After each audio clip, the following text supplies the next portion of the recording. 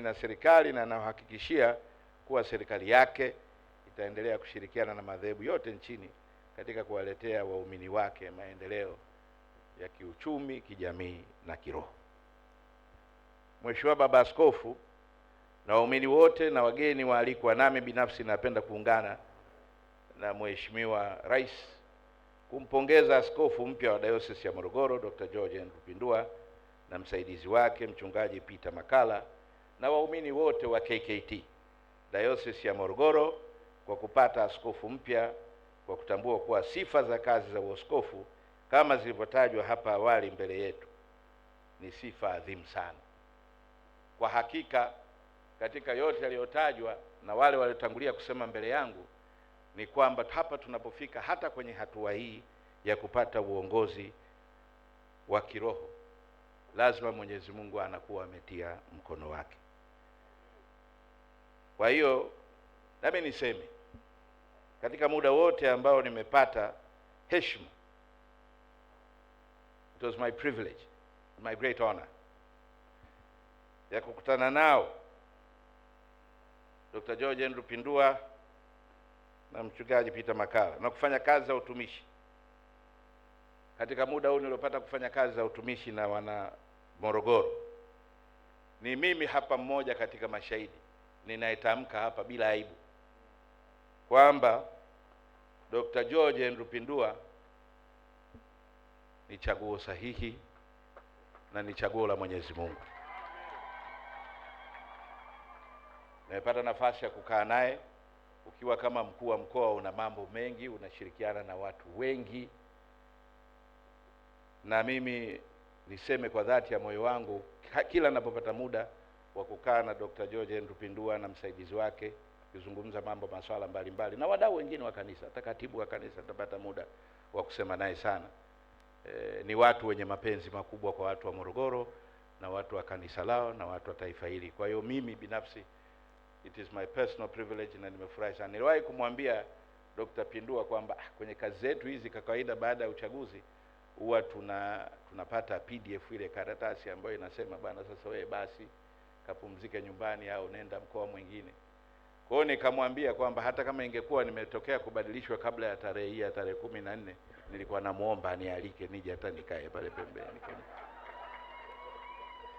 Hayo ndio alikuwa makubaliano yetu, lakini bado nipo. Kwa hiyo namshukuru Mungu. Nataka niseme yafuatayo. Dayosisi yenu ina waumini zaidi ya 43,300 hivi. Nimeuliza nikaambia hii ni hesabu ya mwaka jana, kwa hiyo hesabu tu ya kawaida wa Tanzania tunaongezeka, itakuwa zaidi ya 45,000, lakini tuchukue hiyo. Haya, Morogoro yote ina wakazi 3,800,000. Morogoro yote ina wakazi 3,800,000. Hawa watu wa Diocese ya KKT ya Morogoro 45,000 tuseme, wanaishi huko raiani pamoja na Watanzania wa dini zingine na Watanzania wa dini zingine na wasiokuwa wana dini na watu wa aina zote. Yaani tunaishi huko pamoja, Waislamu, Wakatoliki, Wasabato, Waini. Na sifa ya watu wa Morogoro ni amani na utulivu. Tuna umoja wetu, tuna mapenzi baina yetu, hatuangaliani kwa itikadi wala nini. Na tutasema hivi, kauli yetu ni kwamba mafanikio ya mmoja wetu ni mafanikio ya wote, na makilio cha mmoja wetu ni kilio cha wote. Wakati napita kuongea na wana Morogoro mbalimbali wakati wa tishio kubwa la amani lilokuwa linatujia wa Tanzania, nilikuwa naongea na watu wa madhehebu mbalimbali, wa dini, wa itikadi, wa siasa, bodaboda na everybody. Naambia jamani, we have a different philosophy in Morogoro. Kuna filosofia nyingine ndani ya na amani ni kila kitu. Na amani ikiharibika haponi mtu kati yetu, si mkuu wa mkoa wala si mtu wa mwisho. Hata huyo mkuu wa mkoa mnayemuona labda anakaa kule juu analindwa sio nini, dai hana raha, maana hawezi kutoka. Na nyinyi maaskofu mtakaa ndani tu, na nyinyi hamtoki. Na hawa waumini wenu Jumapili hawaji, na Ijumaa watu msikitini hawaendi. Kwa hiyo haya basi, kama Mungu amekosa watu wakuja kumsikiliza, hata maokoto nyinyi mmekosa kuyachukua. yaani ni mbaya throughout kwa kila mtu. Sasa mimi nikasema na kuomba Askofu George Pindua, katika utekelezaji wa majukumu yako ukumbuke hili kwamba wewe ni kiongozi wa diocese lakini mtumishi wa Wanamorogoro yote. Una diocese yako ya KKKT ya watu 45,000 lakini wewe ni wa Morogoro yote pamoja na sisi wengine. Ukumbuke na nakusihi, kama nilivyo mimi ni wa wote na wewe pia ni wa wote. Mimi ni CCM, wala siwezi kuwa kasema mimi ni CCM kabisa kindakindaki. Lakini wakija watu wengine ninawapokea, na kama iko chai ofisini, kama iko nakaa nao, na bana ni wa wote kwa nafasi hii, mimi ni wa wote. Mimi ni Muislamu. Angalia basi. Hili nitalisema baadaye. Lakini wakija Wakristo na Hindu na nani na Ahmadiyya na wote nawapokea. Mimi ni wa wote. Mimi na mwanaume. Wakija wakina mama wanatangulia ladies first, alafu ndio inakuja miji baba. Mimi ni Mzaramu. Okay. Lakini wakija watani zangu Wasukuma na karaha zao na hivi nawapokea, hata ninafanyeje? Wanaanza wewe mwanetu, unamsikia mtu anasema huko nje, nakuja kumuona mwanetu. Bana kuna itifaki appointment ndio nini, mwambie wajukuu zake babu zake tumekuja. Nauliza mimi nani? Naambia Wasukuma na Wanyamwezi hapa, waingizeni. Nitapata balaa bure, waingizeni. Watu wanasema mi Simba Sports Club. Wakija Wanayanga na hivi wanavyobahatisha mambo yao huko international bado.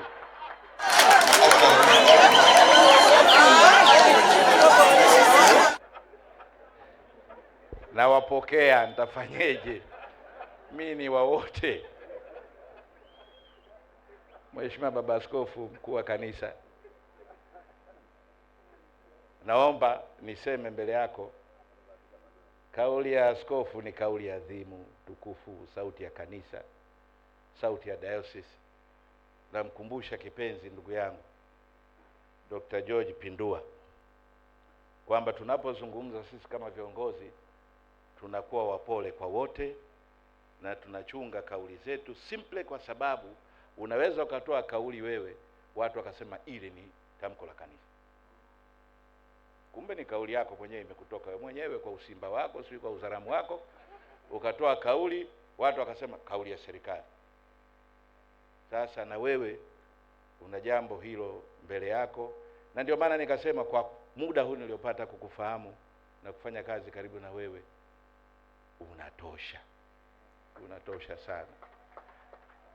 Ninapenda kuwatia moyo na kuwapongeza sana kwa utulivu na ukomavu mlioonesha waumini wa kanisa la Kiinjili na Watanzania wote kwa ujumla, kwani sote tunatambua hapo awali ibada hii ilikuwa imepangwa kufanyika tarehe 9 mwezi wa 11, ndio tarehe ya awali, lakini kutokana na changamoto zilizojitokeza na zimesemwa hapa, amezitaja pia na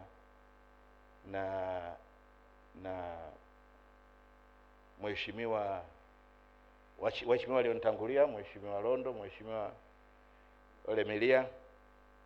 Nimechangaa, amepiga nyimbo za kwaya hapa na nyimbo za nini. Ila ukimwona mtu ambaye yeye anasema nilisoma na maaskofu na wachungaji wote, lakini yeye mwenyewe hayumo akaingia kwenye siasa, wewe muogope sana. Alimusa nini akasema huko wenzangu wote kuna kama mimi akapiga kona akaenda jimboni mbunge. Nashukuru sana Mheshimiwa Baba Askofu, tukumbuke maneno ya Mungu. Tulipanga sisi tarehe 9 mwezi wa 11 tufanye jambo hili, lakini siku ambayo Mwenyezi Mungu amekusudia tulifanye ilikuwa haijafika. Kwenye kitabu cha Zaburi sura ya 118 mstari wa 24 inasema siku hii ndio aliyoifanya Bwana, tutashangilia na kuifurahia. Leo kwa hiyo leo tunashangilia na kuifurahia siku yetu, na kupitia maneno hayo Nikipenda kusikia kelele tena za kuishangilia na kuifurahia za wanadayosisi wa Morogoro.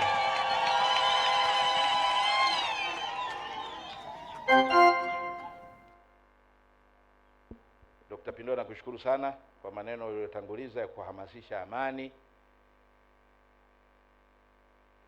na niwasihi tu siku ya leo, sio siku ya leo tu, bali muda wote wa pamoja, Watanzania wote sisi ni wamoja. Wageni waalikwa na waumini wote, tuendelee kuwaombea viongozi hawa waliowekwa wakfu leo na viongozi wenzao waliopo madarakani, ili Mungu mwenyewe akawe kiongozi wenu katika masuala yote ya uongozi na masuala yote ya kusimamia maslahi ya kiroho ya Watanzania wote. Na nyinyi msichoke kufundisha maadili na kukemea mambo ya ajabu ajabu yanayotaka kuingia kwenye jamii yetu. Juzi wakati tumekuja wamenipa brief kuhusu shughuli hii, tukawa tumezungumza na mambo mengine, na dokta nasema kuna watu wanaingia kwenye jamii yetu kwa makusudi kabisa kutumbukiza mambo mengine ambayo sisi hatuna. Waislamu wa Tanzania hatuna, Waluteri wa Tanzania hawana, Wakatoliki, Wakristo wote. Ukishaona mtu amekuja na kuna pesa vinaingia na anahamasisha ndoa za jinsia moja, ujue hapo pana tatizo. Hapo pana tatizo kabisa. Na ukiona mtu anasimama anasema kwamba Jumanne lazima nyinyi mtoke, mwendeni mkafanye maandamano, mkafanye fujo, kuna jambo hapo. Kuna jambo. Last week Jumapili asubuhi saa 2 alisimama mchungaji anahubiri, anawaambia watu wamekaa mbele yao, jamani, kesho kutwa tarehe 9 lazima mwende mkatoke, lazima mkafanye fujo, lazima mkafanye hivi. Mimi nikauliza ni nini? Baadaye I was so hurt sana, nimeumia sana, kwa sababu yule bwana alikuwa anasema pale, mimi ndugu zangu mnavyoniona hapa, mimi mtoto wa Kiislamu, wajomba zangu, mama zangu wote wa Katoliki. Haki ya Mungu. Sasa huo Utanzania mnaotaka mimi nikasimamie kuwapiga mkongoli wanaofanya maandamano, humo sikuna watu wangu? We must be very careful with these things. Lazima tuwe waangalifu sana. Anaituhamasisha sisi wa Tanzania tuwe maugomvi yani nani? Mimi hakuna dhama inayonikera kama kukaa na watu wa Yanga pembeni, lakini ninawavumilia hivyo hivyo.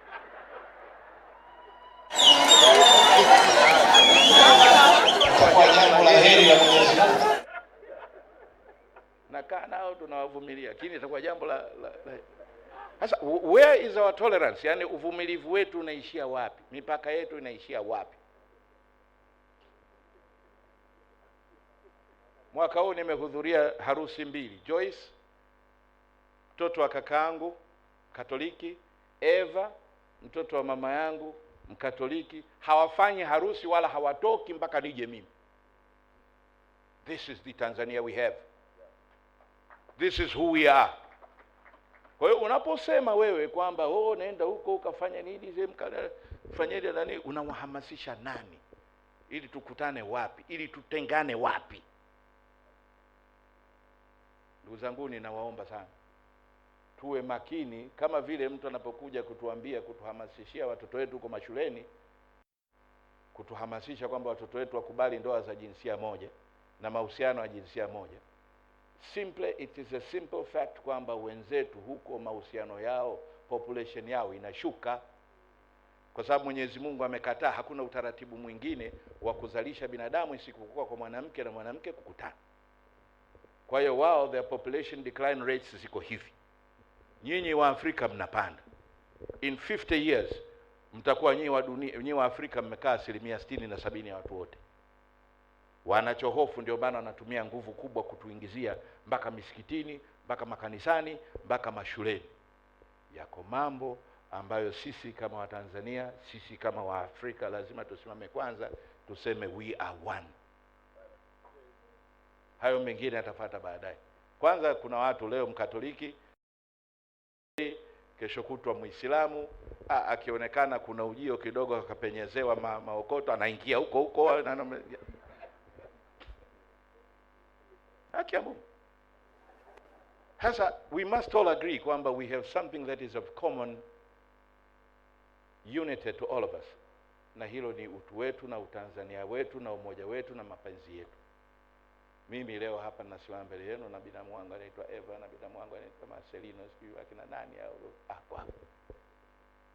Upande huu tena mwingine ndio hawa akina Hasani, wakina Hussein, wakina Mohamed, wakina nani.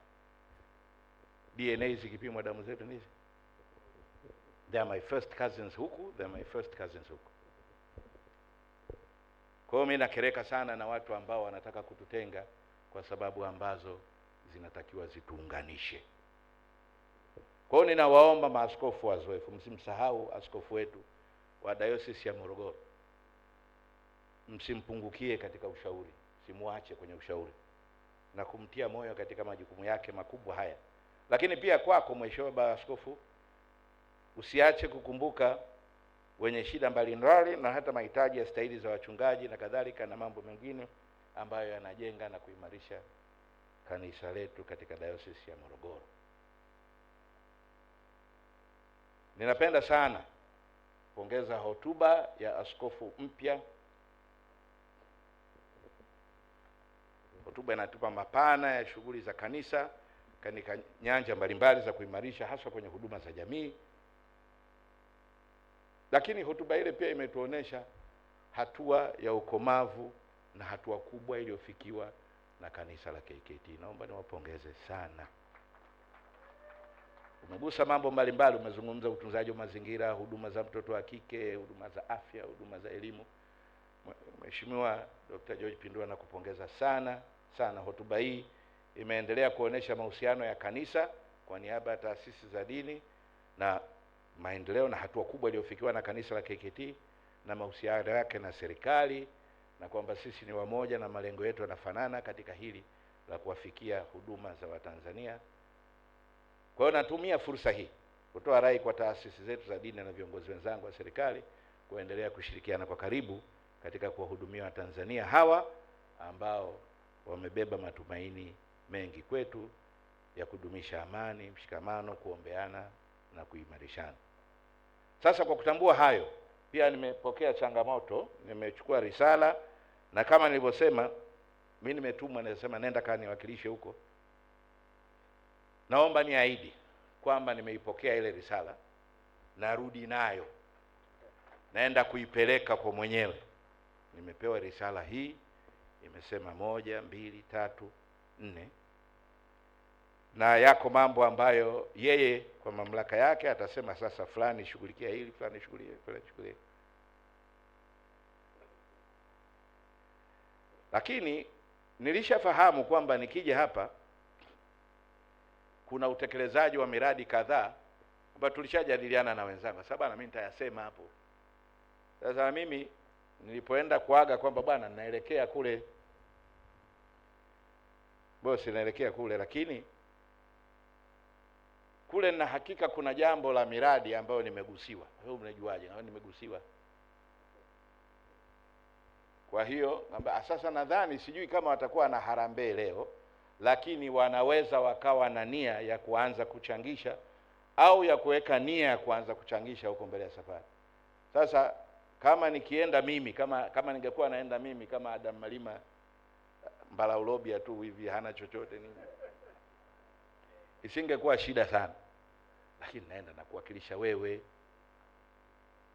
Sasa niombe kusema, fupishe maneno hapo, kwamba na mimi nimetumwa kwamba haya mengine yote naenda kuwapelekea, lakini hili la kwamba Baba Askofu mtakapokuwa mnaanza kuchangishana, basi mjue mnachangishana hali mnaanzia kwenye milioni 50 ambayo mmepewa na Dr. Samia Suluhu Hassan.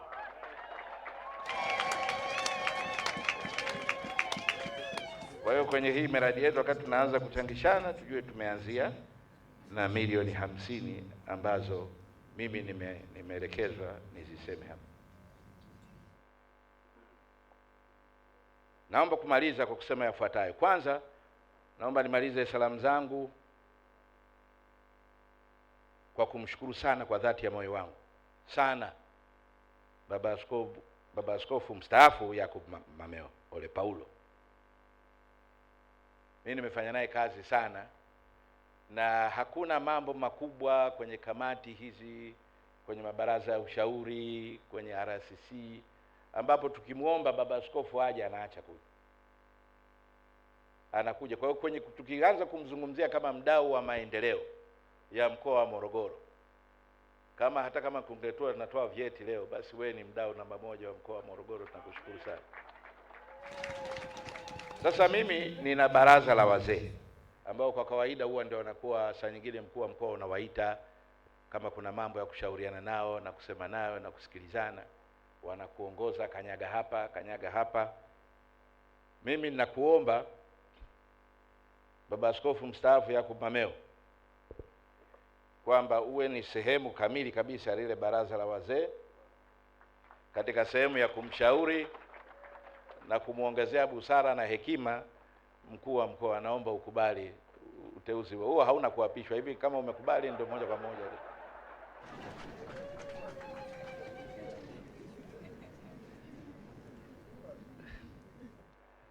Naomba tumuombee Rais Dr. Samia Suluhu Hassan, rais wa nchi yetu.